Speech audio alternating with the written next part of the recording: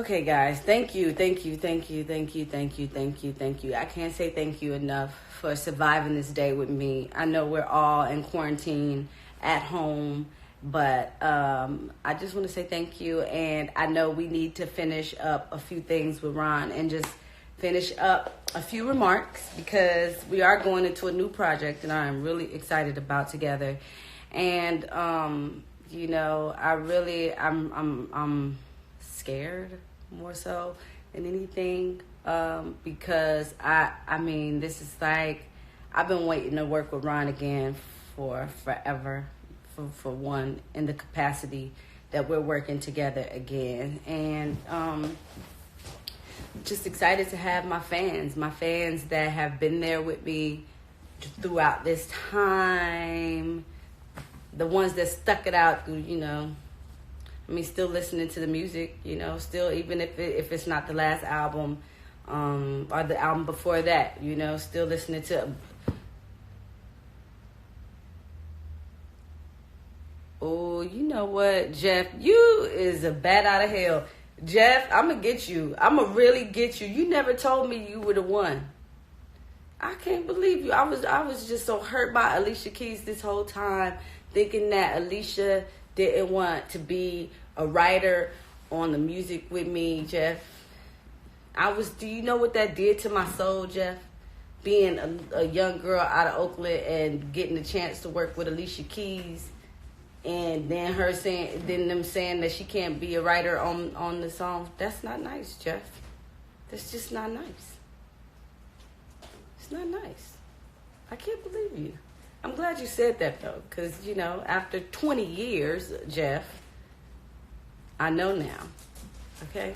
Where's Ron? I'm waiting for Ron. I'm waiting for Ron so that I can we can finish our last remarks of finishing up this album, getting this album complete, and going on this journey and creating great music together again. I'm so excited about that. No, hey, but let's start with the Jeff thing. Like, total forgiveness, man. It's all good.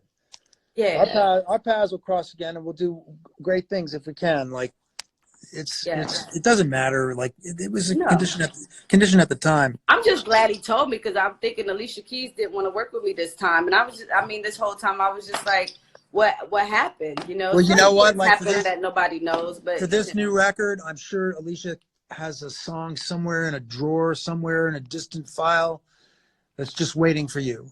So, you know, we're going to be reaching out to everybody, even people who've passed on. Rod Temperton, the guy who wrote all the Michael Jackson songs, he might have something for you. Like, literally, we're going to look every single place we can, and we're going to announce it.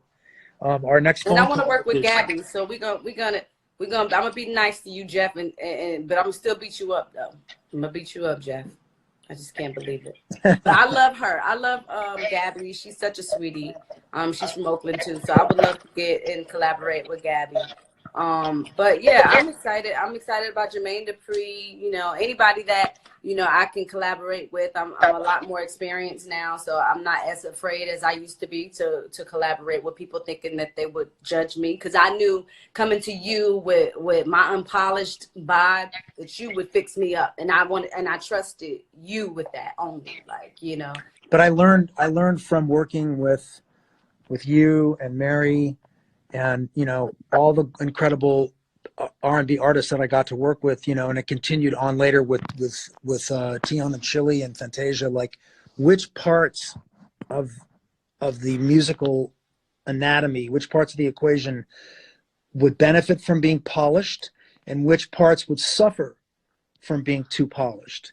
So it's, you know, in my first few R&B records, they weren't right. And I was very lucky to be around Timbaland and Pharrell and Kanye and Kwame and Love Kwame. Carrie Hilson and the people. will.i.am. Yeah, everybody was like, Yourself. they all realized, like, okay, well, Ron has something going on in this genre, and they weren't afraid to say, like, hey, you know, like, get off the freeway here, get back on here, and the whole time, by the way, will always have Tyrese, a huge influence on me and on how I hear music. And I've just been very, very lucky to have those kind of great people in my life. Yeah. So what can you give them? What can you tell them about this new venture that we're gonna tackle, Ron? Before we hang up and let everybody go on this quarantine day, that could just give them like some excitement around this new project that we're about to do. Oh my God. We're about 3 phone calls away from sealing our deal with. Well, I don't want to jinx it, but we have a great company behind us. Yeah. Don't I'm about to say no. And people who believe in Keyshia and they believe in the combination, and a great new person stepping into the management role, Stephen Greener, who's up in New York right now, getting better, and he'll be back in full swing in a minute. And a lot of great positivity. There's also some eyebrows going up, like I don't know, but we don't care. It doesn't matter. What matters is that we write and find those songs and those beats, and music is in such a great place now with HER, and this is so much great, resurgence of R&B and people like Joel around, and it's somebody said Grammy time. Well, the thing with Grammys, like you can't make records to win Grammys. You make records to make records, and if they happen to win, it's glorious and it's a wonderful night.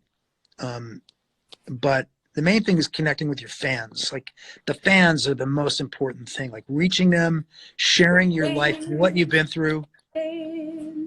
You've been through a lot, Keyshia, and we don't have to get all the way into the weeds and the lyrics, but sharing what you've been through and how you've come out of it, how positive you are now, and you got the light back in your eyes,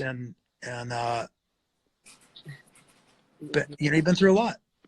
People know your story. We had The Way It Is on TV. They know who you are. They know who your family is.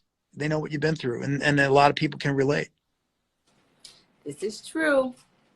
We're excited, guys. We're excited.